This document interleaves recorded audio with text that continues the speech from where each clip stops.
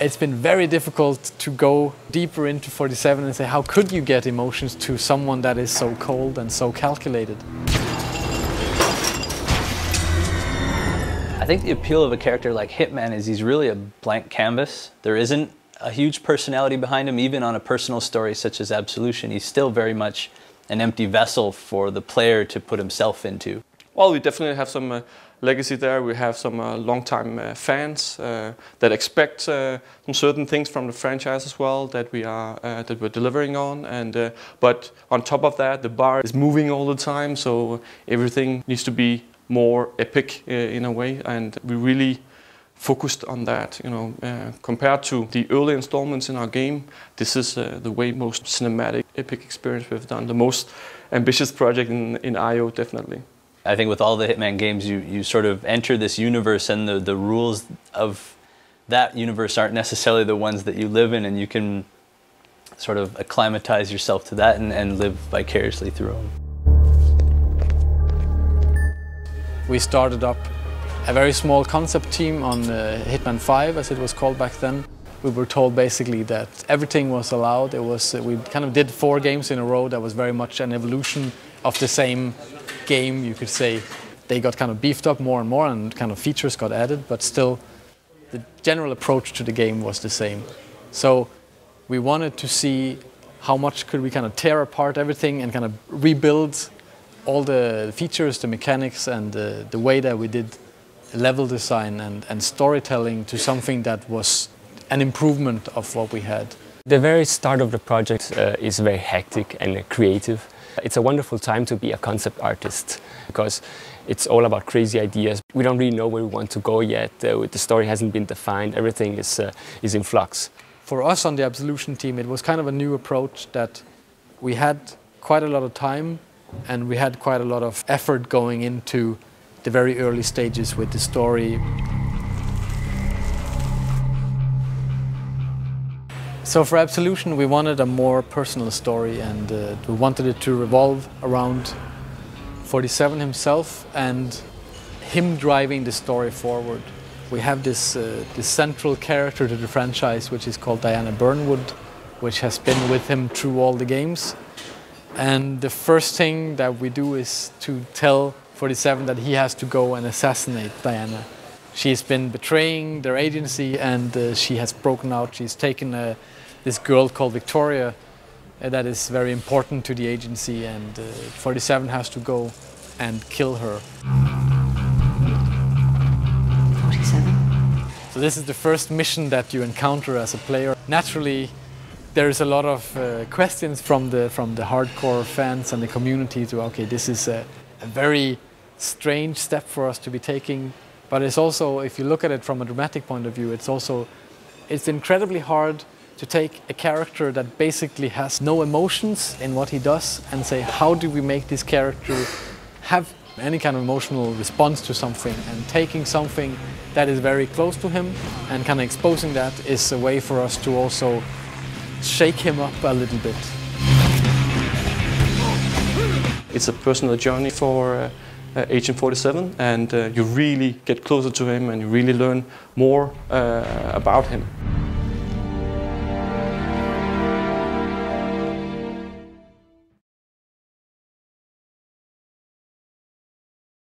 We made some choices when it came to setting that we wanted kind of a dense, complex city to work from. That was kind of our main setting, that then it kind of changed around the world, but ended up on Chicago because there is a lot of Art Deco and very interesting structures within the city. There's a lot of history in their architecture, and it kind of appealed to us.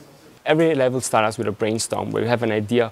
Would it be fanciful to have a level take place in a factory or in a high-class mansion or in a derelict library like we did in the E3 level? And of course all these levels have to follow the storyline, but it always starts out with like an idea. And we make a really high concept of it, which is just an inspiration for everyone that is going to work on it. They see it, oh, it's this type of style, it's this type of props that are going to populate the level, and it's maybe this type of time of the day with the lighting. This is what we're going for. Once that is done, the level designers actually start building a level out of just mock-up geometry. Mock-up geometry doesn't look good, but it has a purpose, that it just tells you where your covers are, where your walls are, basically how the level is. Once they are done, and they are confident that they have proven their gameplay on the level with the patrols and the kills and accidents that could happen on the level, they give the mock-up geometry back to the concept department that starts to paint over and create the style of the level and specifying all the small assets that are present on the level. After we are done, the 3D artist can take over and start populating it. And at the same time also the character artist can take the character concepts and create the assets that will be on the level.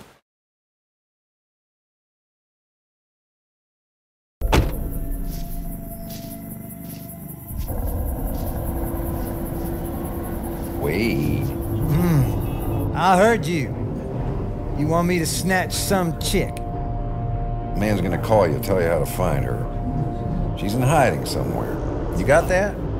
That's a lot of hassle for one chick. She must be special. One of the things that we really wanted with Absolution was to make some characters that were more, they had more personality and they felt more, maybe not real as such because they're kind of outlandish in their own ways, but at least they feel like some kind of character types. Look, you get me 2.5. There's a large number of, you could say, main characters that are more or less targets through the game, and then there's other characters coming in kind of from the side, becoming targets as 47 goes through the story.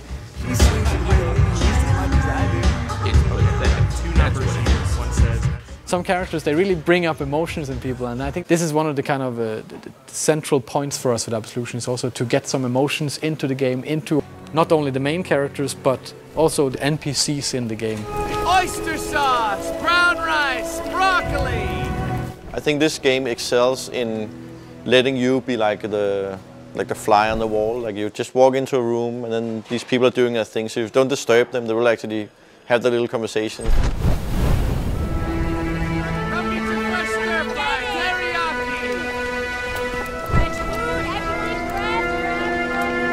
Telling these people's stories is also a part of the replayability and the kind of richness of the game, that it should feel like you come into a new level and there's all this stuff happening. There's all these characters that can't wait to tell you their stories and kind of open up the world for you. You want me to snoop around the agency?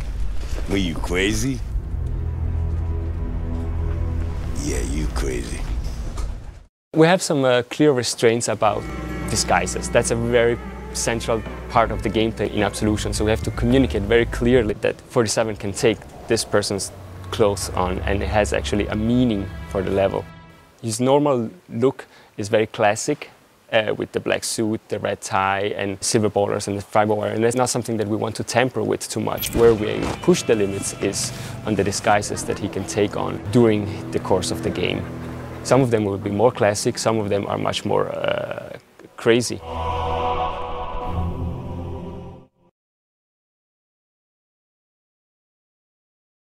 When it comes to inspiration, we're very inspired by movies in general. I think there is a big love for movies on the team.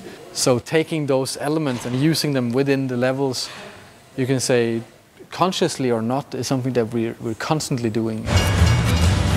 We have these kind of what we call the driving montages when he goes from Chicago out into Hope, which is inspired by classic road movies. And it's giving 47 kind of a different side. It's adding to his character, that he's doing things that you haven't really seen him doing before. Can you talk? You're not gonna believe this.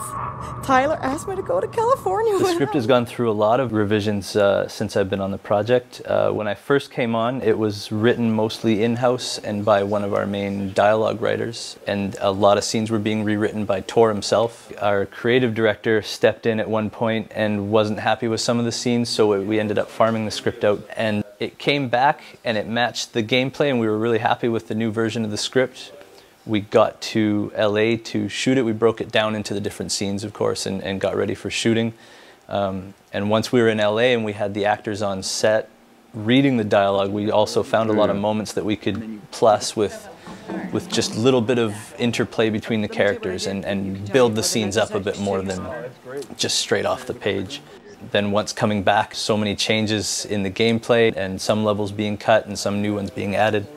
The story had to follow along, so some story moments got changed and revised and some got cut completely. The animators could change quite a bit by changing like arm movements and lip sync and stuff like that, but sometimes we had to redo like full movements, and then of course you'd go down in the basement to the mocap studio and then re-mocap stuff. And there's also like brand new scenes that came up that would be redone. I think all manner of changes are very normal for the gaming industry. It is oftentimes a bit of a trial and error process because you have an idea, but until you can really see the idea on screen, it's difficult to say, yes, that's exactly what I had in mind.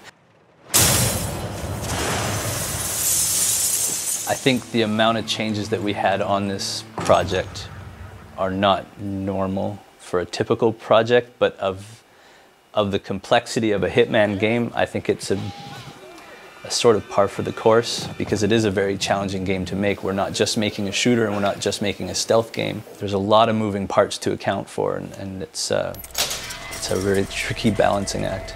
We have some really talented guys that just like cranking out page after page after page of really, really fun dialogue. And we all have this sad feeling that, you know, it's only going to be maybe 10% that will really get all of it, because this is made for the hardcore Hitman people that actually do play it that way. Because, I mean, if you just run in, start shooting a gun, they'll all react to that and they'll start shooting back. You'll never hear what stories they have to tell. So I think that's one of the layers, is you can play this game, you know, come in and say, you know, I'm just going to run through it with a gun and just shoot my way through everything, and you will have this experience. And you can say, you know, I actually want to spend some time here, and then you get this experience, and you can say I want to spend a lot of time here, and there'll be like, you know, massive experience waiting in terms of what you can do, all the ways you can get to the target, and the stories you'll hear. You should transfer the goddamn Sorganash. We need to make sure we got everything secure. Area secure. No sign. We've been trying to kind of pin down what kind of story it is, and you can say in one way it's kind of like a road movie, in the way that 47 as a character, he is kind of charging through the different scenarios, and he is just doing whatever he sees fit to take him to the next place and to find out whatever information he needs to do, or whoever he needs to deal with in that location. We've spent a lot of time developing the story and tying it very close to gameplay, and taking the user on a journey.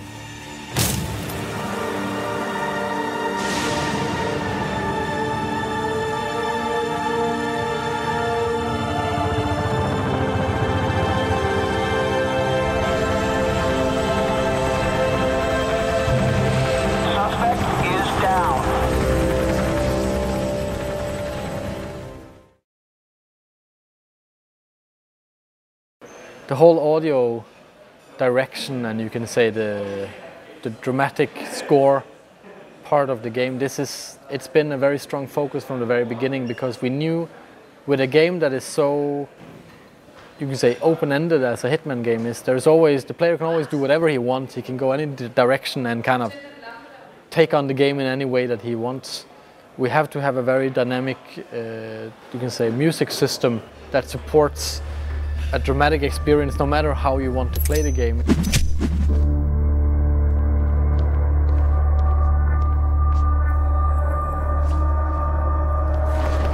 The inspirations for the Hitman Absolution game has definitely been the bigger Hollywood movie scores. We wanted to keep some of the epicness from the past installment of the Hitman franchise, and then we wanted to give it some added grit.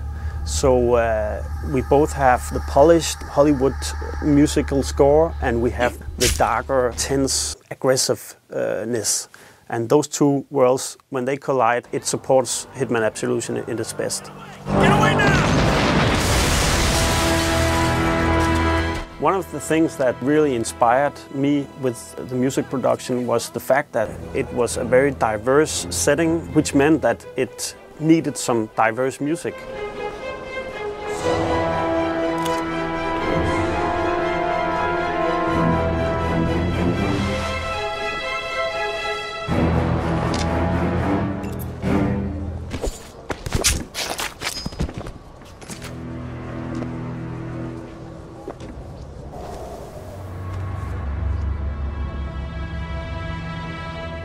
We are working together with a very good sound team here in IO, and they are, they're really good at understanding how to fit every little bit of music element with the AI. So you obviously have a main score, but they are very capable at breaking that score down in different tracks that are either very ambient, like the AI, or action-based or fast-paced tracks, and they really understand how to blend these seamlessly.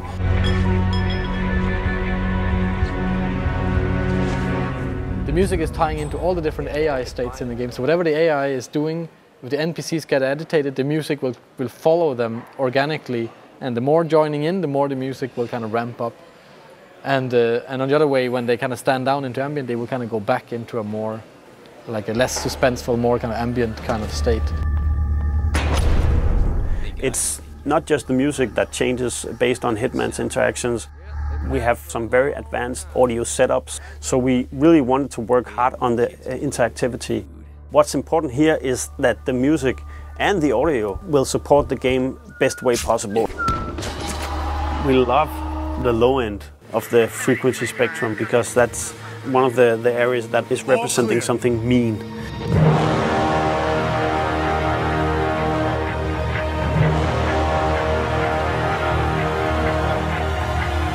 So we pay a lot of attention to actually the whole frequency spectrum within the whole audio production. So it's not just a lot of audio getting thrown in there. We know that the dialogue is sitting in the mid-range of the frequency spectrum, and we sort of try to design the music and the rest of the sound effects design around that. Come on in here. Amos, waiting up, better not be you again. I'm gonna tell your mama you're here. So the way we use the dialogue is really to base the sound effects, the sound design and the music around the dialogue.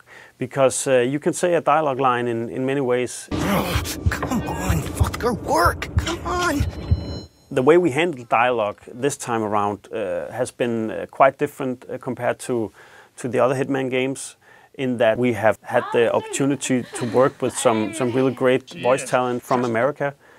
And instead of just doing a lot of ADR recordings, we were actually lucky enough to have them in the same room while they were recording the motion capture. We also recorded the actual voices. And that has brought a new level to our believability in the dialogue and the overall storytelling for our game. Hot sauce is a big hit, huh? I think the guys have been spiking their beers with it. Dialogue is the most important piece of audio in the game. It's not music, it's not sound effects. If you don't believe in the dialogue, and if it doesn't tell the story correctly, you don't have a game. For years, Diana Burnwood was my sole handler at the agency. She supplied information and secrecy, and I sold perfection. Together, we had trust.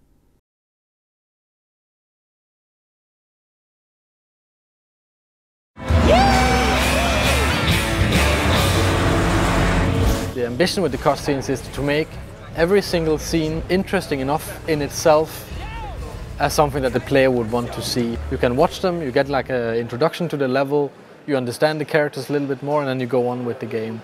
In a game like Hitman, where there is so much gameplay, there's so much within the game mechanics to challenge the players, the cutscenes also becomes a break between those kind of challenging gameplay moments. Damn it! Mr. Dexter is not someone that you want to mess with. I think cutscenes are getting better and better. They're actually much better at using the language of cinematography and of like movie storytelling and making compelling stories and characters. And this is just a natural evolution in games to lean on what we've learned from cinema. We're actually treating it like a classical movie. We're trying always to have like these, really slow dolly moves and shooting from outside the doorway into the room and trying to have this like subtle treatment of it, and it actually works really well. We have like an awesome team of animators and environment artists and lighting and comping and the composers and sound designers. I mean, a lot of people are working really hard on making them. All right, what is it worth to you? Name your price. If they convey a sense of motivation to play the game, and we've taken a lot of care to add that to Hitman Absolution. It's all well and good to be given a task to go and you have to take out a certain target, but if you can apply an emotional reason or a really solid motivation to do that, it just makes it more enjoyable and a lot more fun to play. Now listen to the city. If anyone mentions the girl, you know what to do. I'll call you. Oh, no. You do that.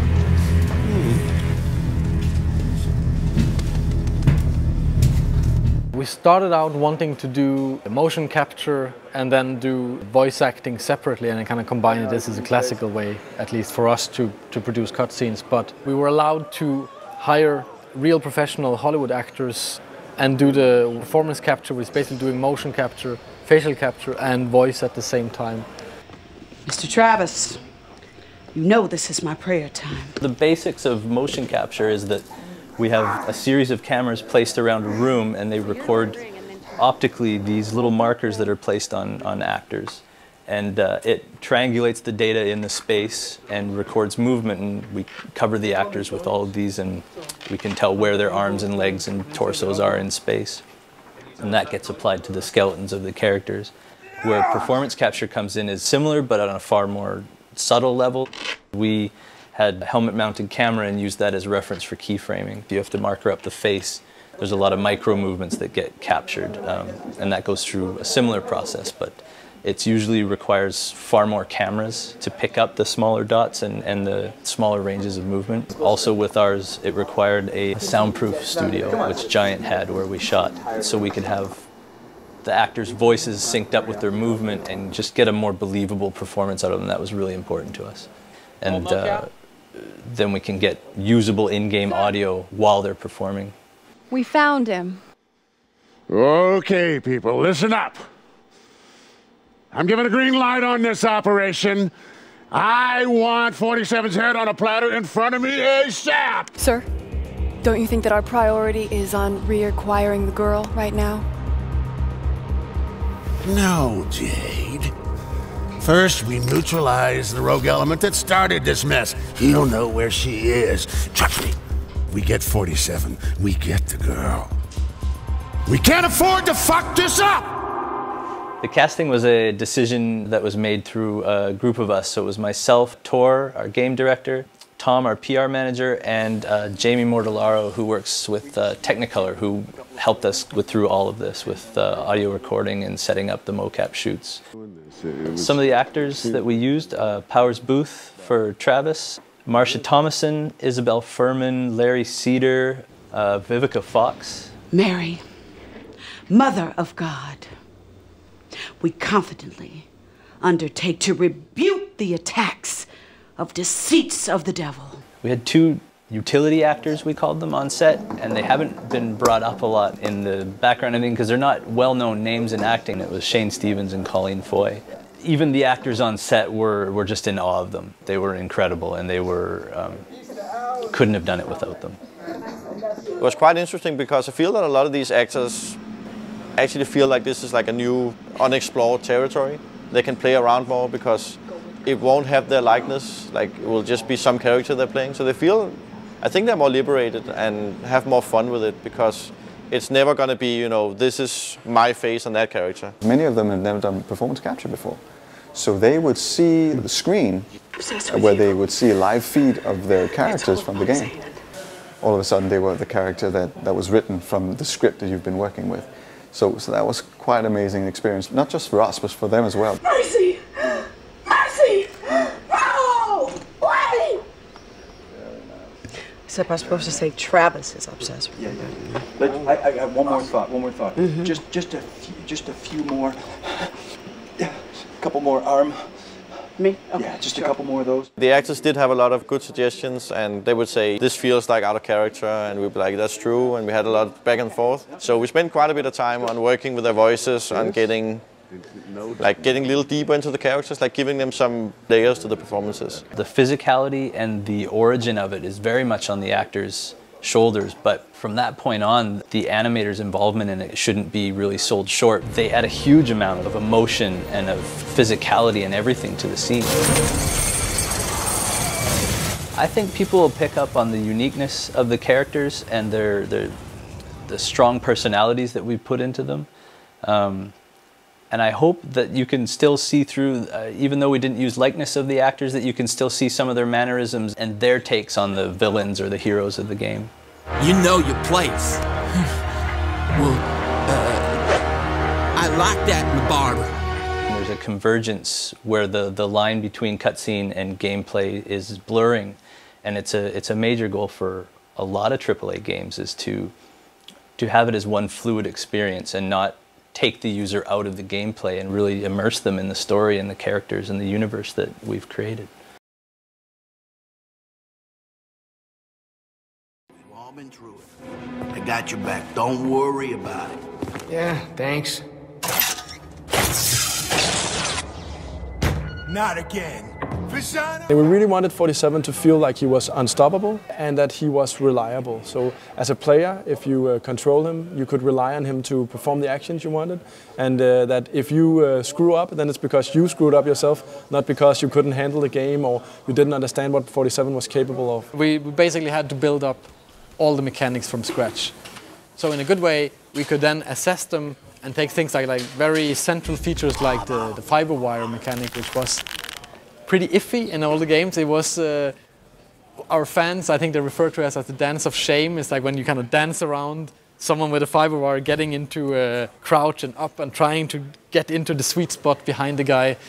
It's not, it doesn't make you feel like the most powerful assassin in the world. So it's like, okay, fiber wiring someone should be easy. It's getting them in the right spot that should be hard. And this was more the approach to the whole mechanic side, that you should feel like a great assassin, but it should be about containing the situations that is the challenging part of the game. So that meant that on the mechanic side, we had a lot of work that we had to do. There's a change for all four. Ah, God, there's coffee in there, you fucker! Throughout the game, you don't have your handler. You had Diana in all the previous games, right? And that meant that we could always tell you exactly what you needed to know. And in Absolution, he's on his own. So there are limits to what we can tell you, and if we want to tell you something, we have to introduce other characters like Birdie in the early parts of the game who can actually give you some information about what you're going to do. So bring your mean ass to my home. And that means for all the situations, we really have to be careful about how we stage them and how we ease you into the different options that are in the level, because Diana won't ever tell you what happens in this game. I need information. Well, that's my business. Information. You need information, I find information. At a price, of course. And that was an initial pretty big challenge for us, coming to terms with something that's actually been a core part of the franchise for a long, long time. And now we had to stand on our own feet. And in that way, I think we were a little bit like 47. We felt a little bit lost at some time, saying, okay, the player needs to know this area. He needs to know that these are the options. He needs to know that he's going here and it's roughly going to end up in this place. But how do we tell him? So listen up. Now the king hangs out in the pagoda in the center of town, where a unit of dirty cops guard his every move. And he rarely leaves the crowd, except to meet up with his dealer in a pad overlooking the square. He also got a swanky European ride parked in a nearby alley, but that's all I got, Holmes. So, call me back when you're done. Got it? We had to make the guys in the world tell you a lot of stories about what was going on in their part of the world, or in the checkpoints coming up, or maybe even get your feedback on some stuff that happened in the previous levels. And now it's not just one handler talking to you, it's every NPC who could probably be saying something that you needed to know.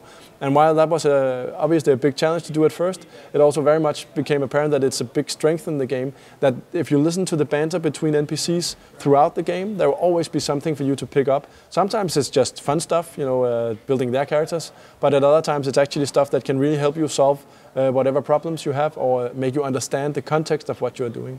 So we're really happy about how that turned out, even though it was a challenge in the beginning. You going down? Wow, exciting evening, huh? Lots of heavy stuff going down. Heard it's all about one man. He must be a dangerous son of a bitch. Defining the range of 47's abilities, and at the same time also working with the early steps of the AI, saying just how far do we want to push it? Because it meant that the AI also, it's a completely different way that they can communicate with each other. It's far more realistic approach that alertness will propagate through the levels as it would feel more natural. If you raise an alarm by someone in a corner, they won't automatically be able to contact anyone else unless they kind of yell out or they call on their radio or they run to get help. Then you can still contain the situation and then progress through the level as if nothing happened.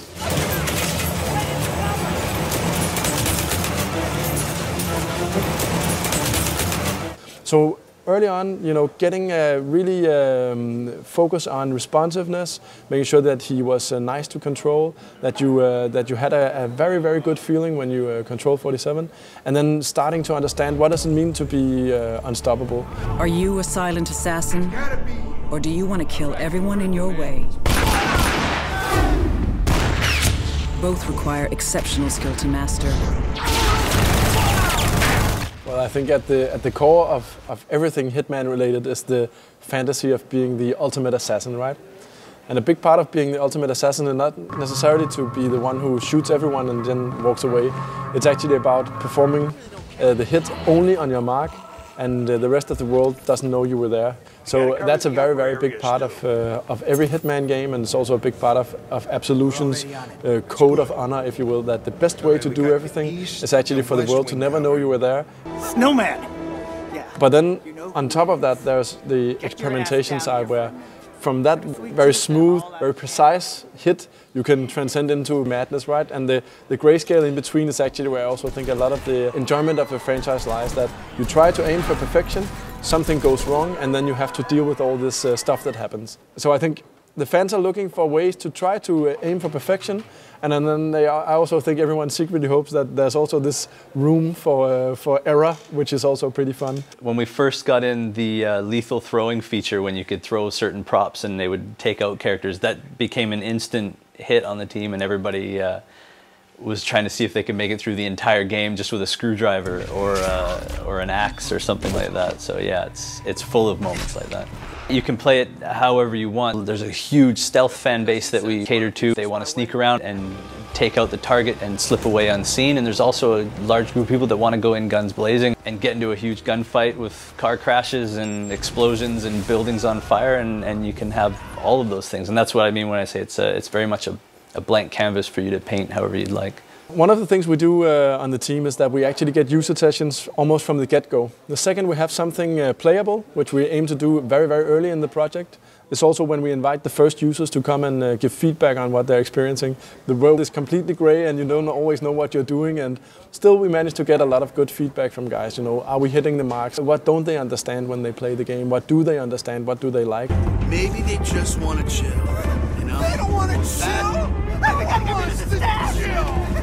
Whoa, you're freaking out, dude! In the beginning it's more one-to-one sessions, really getting into the minds of people, and later we ramp up and we have more people coming in and playing. It's more a broad perspective, getting balancing right, getting the difficulties right, getting an understanding of different player types. So we invite old fans of the franchise who've been playing all the previous titles and know everything there is to know about 47.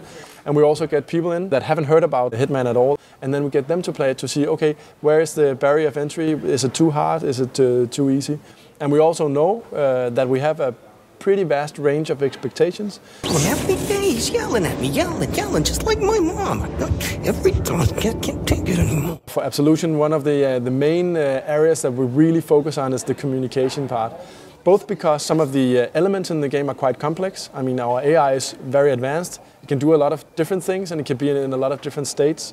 So that means as a player, how do we communicate this to you without maybe over-communicating a lot of different things or under-communicating so you don't know what you're supposed to do in a situation? It's always been about creativity and trying to solve the missions you're on in many different ways.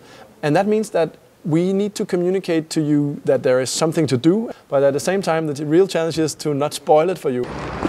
Hey, you can't park there, boys. Yeah, and yet we did. The technology that was made for the first Hitman game also laid the foundation for every other game we did up until this point. So it's only now that we actually got the opportunity to make completely new technology from scratch, which is called Glacier 2, which is what's powering Absolution, and it's made completely in fusion with the game design. So everything that the mechanics needs and the art direction and sound needs, it's been made custom for this game. We had very high ambitions for Absolution, and early on it was also really clear that would require new technology to fulfill our ambitions with more complex, advanced AI, with more advanced crowd and the production values, the graphics, the levels and all that. You want the engine to be the editor at the same time, so you have the world and you edit things and then you hit play, or even you edit things while you're playing. And that gives a very improved feedback cycle. It did allow us to, for instance, tailor-make the render to fit with the art direction. If you look at the very first concepts from the game, they're very much realized within the engine that we have. But cover and secure the area up there. So iterating on your level design and kind of game design is extremely important for us. All right, you heard the man. Split up. It's good to see you. Think we can catch this perpetrator?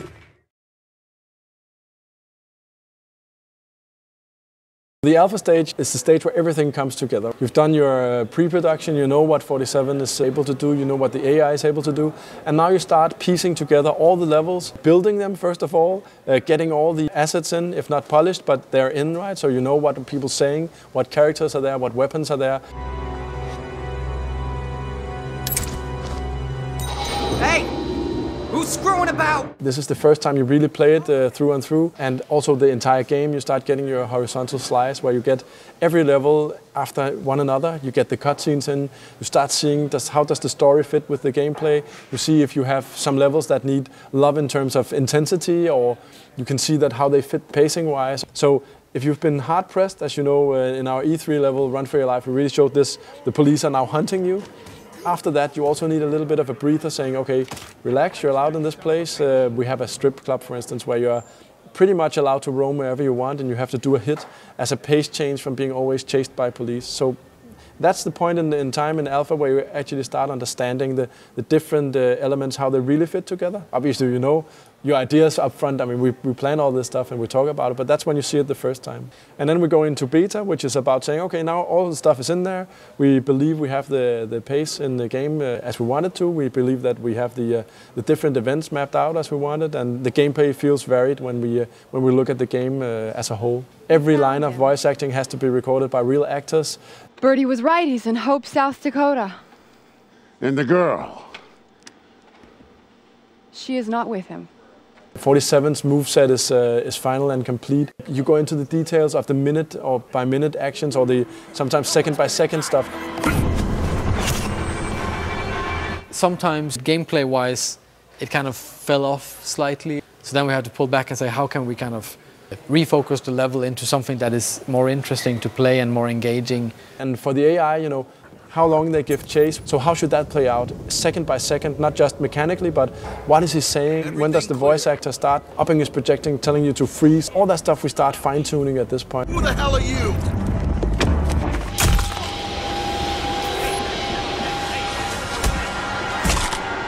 And then it might be something with the lighting, it might be that we need to add some rooms, even subtract some parts of the levels that didn't really serve a purpose with the gameplay that was changed.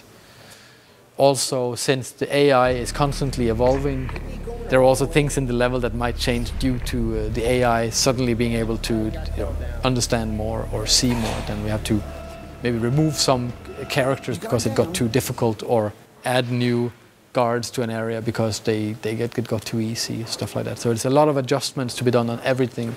So the kind of the polished experience gets to be there.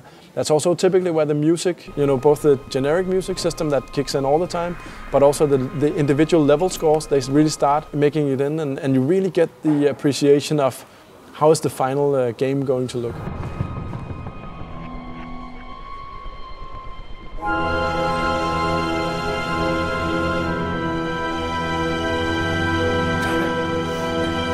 At this point, it's about understanding the entire thing, the whole, if you will. So the connection between how the AI is working now, how 47 is working, how the levels are coming together, what the player understands at that point in the game, how good is he at this point in the game, you know.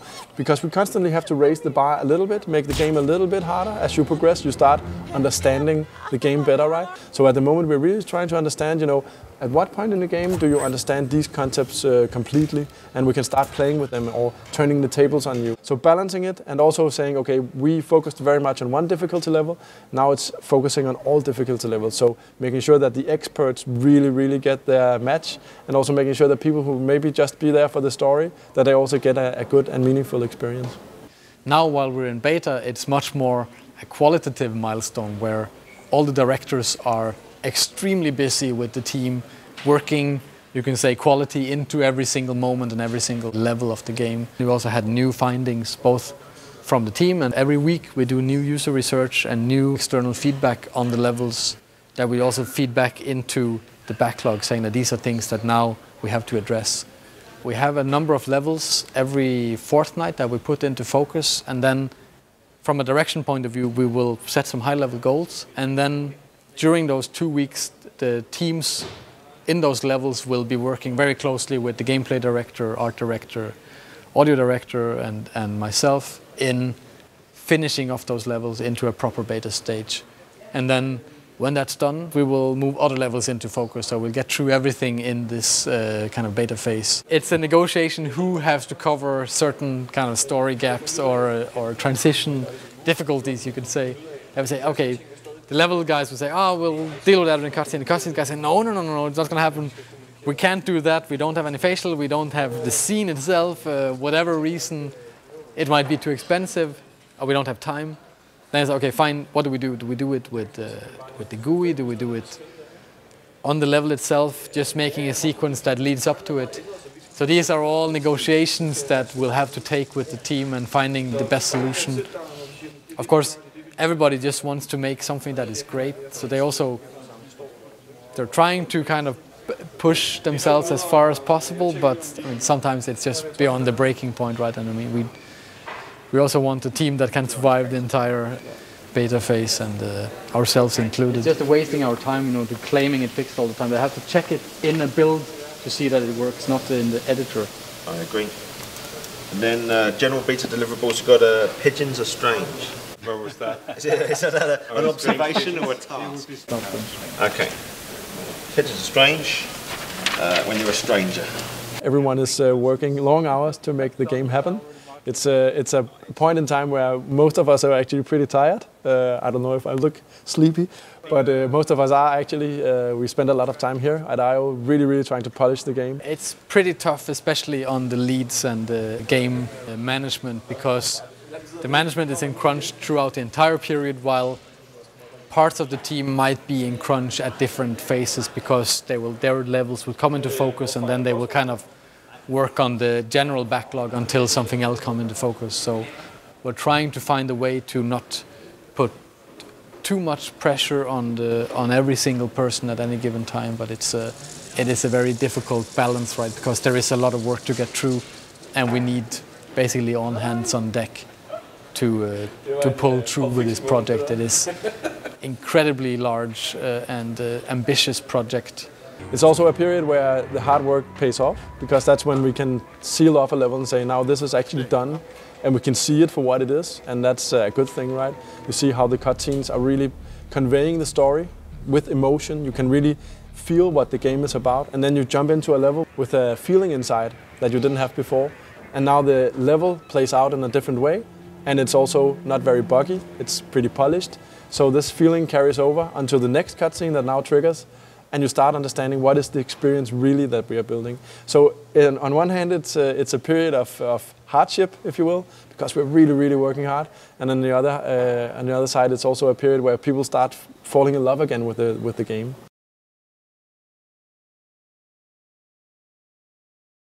There needs to be a lot of exposure and a lot of, you can say, buzz around the game, and that's the kind of PR and marketing and sales part of it. But you can also say, from a creative point of view, actually showing the game to someone external and getting feedback on that is extremely valuable for us. E3 means a lot for any game that is being presented here, but it means especially a lot for Hitman Absolution, because the title was presented at last year's E3 and it was received really well, but we wanted to make an even better presentation this year, and we are coming with different types of codes. We're coming with the King of Chinatown, that is a hands-on demo. We are presenting the Sniper Challenge that we are releasing as a pre-order incentive. And we are also having a closed-door demo of the Streets of Hope. For a game like Hitman, it's really critical for us to be exposed and to get a lot of coverage from the game, because it's such a big project. We're here because it's the biggest show in the industry calendar, and it's going to define how successful we really will be. It's a great, almost litmus test for the press and for the retailers when they see your product alongside every other product. You know, they move around this show over the 3 days and they'll see everything the industry has to offer. I think you have to be at E3 simply because that's where all the key influencers are. So you have all your key media, you have all your sales guys, you have everyone who may have an interest in your game apart from consumers are here. So everyone needs to be here just to show off the game, just to get a lot of buzz and a lot of coverage out of this thing. It is the biggest media event of the year, definitely, for anyone. Last year was an amazing E3 for us. I think we kind of came a little bit of an underdog. People didn't know too much about us. We didn't know what we had to offer. I think we surprised a few people, winning 19 awards, 50 nominations, and in many ways it put us on the map. You know, the guys worked really hard to put that piece of code together, and we worked really hard to show it to people in the right way. You know, we did press events off-site on Catalina Island, and we really went to a lot of effort to kind of make our first impression a strong impression. And yeah, it sets a high bar for the second E3. You know, and I talk a lot amongst the team about how your second E3 is the difficult E3, you know, because it's the year where you're a known entity, a known quantity, and in many ways the press are looking forward to seeing new things at this show, you know, break-in products, brand new products. And when you're known and people kind of have an expectation about what you are, it's very hard to come in with the same impact and surprise and excite in the same way, and yet you need to. Again, as I said, it defines how successful you're going to be. So yeah, a lot more pressure and a lot more work, and we think really carefully about, you know, what do we show and how do we show it. Right, so we're here at the Square Enix booth. We've got the huge screen here that's going to have the trailers on it, and then we've got all the artwork all over the place. We've got some customized headphones as well, which are really actually quite cool. They're still setting up now, so there's loads of people around, boxes and bits of tape and all sorts of stuff. But yeah, so this is the theatre. This will be showing a different level to what we've got out there. And we've got 2 meeting rooms set up, one with Tor Bluestyle, the game director, and Roberto Marchesi, the art director as well. They'll be in each room, and all the journalists will be coming back here in the next few days to have a chat with them, basically. I can show you the meeting room as well, I think. If you watch out for the cables.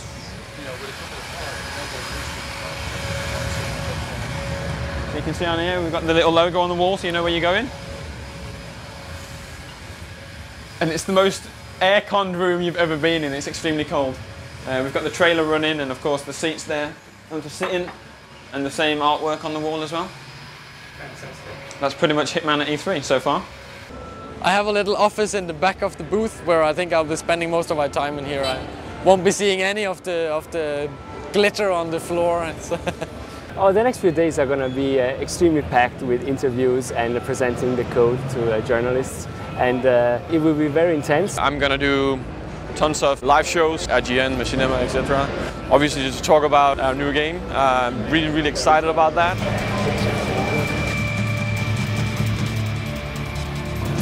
Just sound first with the microphones that are going to do that now? Are you guys demoing the same thing that's in the presentation?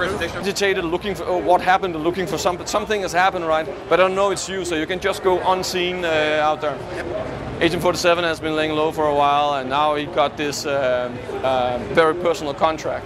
Now he works for the agency, ICA, and his handler is Diana. That people that know the franchise would know her, Diana Burnwood, and he actually gets contracts to kill her.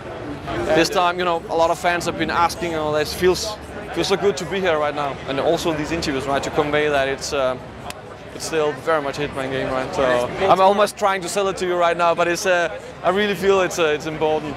So we've got the awards that we've been given so far. Most of them are nominations from places like IGN, 1UP, Game Informer.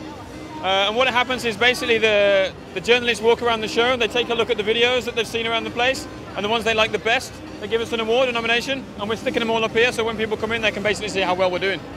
And we've just got another one from GameSpy, nominee for Best of E3. So we're ready to stick it up on the shelf. And that's our collection so far on day 2. It's such a relief to be here finally. We've been working so much for this to happen, and to see it here feels overwhelming as a developer coming here and seeing your game getting that kind of exposure as like a once-in-a-lifetime experience for us. One of the main things, as we saw when we went to E3 this time, is that we were coming and showing new facets of the game, and we immediately get reactions from fans and press, which is actually quite helpful and very encouraging to us to see, okay, how do they actually respond? So this E3, for instance, was the first time ever that someone actually got hands-on with the game. We allowed press to play the King of Chinatown through and through, replay it and replay it and replay it, and we know that they kind of loved all this, you know, finding all the different ways of killing the king. And when they get that experience, that's also what they convey to all the people who are watching and trying to understand what is Hitman Absolution about. So it's super valuable to us, and it's also very nice to get a lot of the good feedback we get from it. The efforts from the Square team and the booth that we had and the kind of amount of pods, the amount of presence we had at E3 was phenomenal. And all the press that we met was really, really positive about. This was kind of our, what we call like the proof part of the campaign, that we're proving this is a real Hitman game, there is the real choice that we always talk about. And that was absolutely hammered home at E3, which we were very happy about.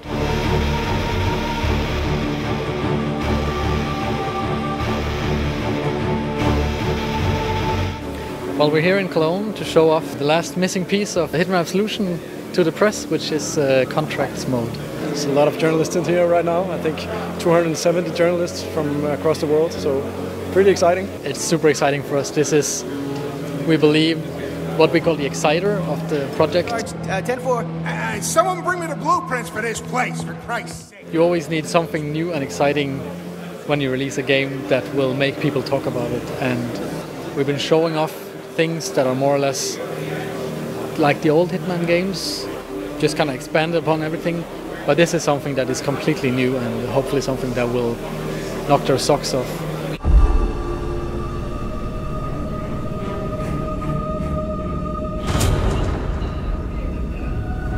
People loved it. I talked to a lot of guys right now and they're really surprised actually, like this is something new, this is something fresh. We really want to play that. So couldn't be better, and that's why we kept it, you know, as the last puzzle piece to add it on top of what's already awesome, right? So we're in a good spot right now, and I'm very happy about it.